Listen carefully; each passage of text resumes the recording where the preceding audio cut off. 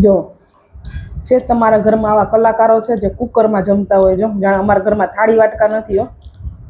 કોઈના ઘરમાં થાળી વાટકાનો વધારો હોય ને તો અમને આપી દેવા નમ્ર વિનંતી, કેમ કે જો અમારે કુકરમાં જમાય છે. જો કુકરમાં ખાવાનો એક અલગ જ આનંદ છે. હવે કુકરમાં ખાવાનો અલગ આનંદ વાળાવું.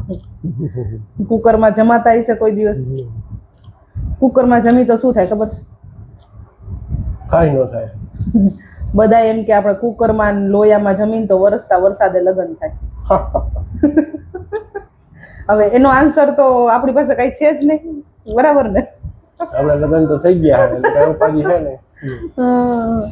જો કોના કોના ઘરમાં આવી રીતે જમાય છે કુકરમાં, છેલ્લે થોડુંક વધ્યું હોય ને તો કુકરમાં લોયામાં જમતા હોય, ખરેખર એ જમવાનો આનંદ બહુ અલગ હોય છે. શું કેવું તમારું? જોરદાર. તો તમે પણ જરૂરથી કોમેન્ટ કરજો કે તમને શું લાગે છે, કુકર અને લોયામાં જમવાથી કઈ ટેસ્ટ અલગ આવે છે ખરી?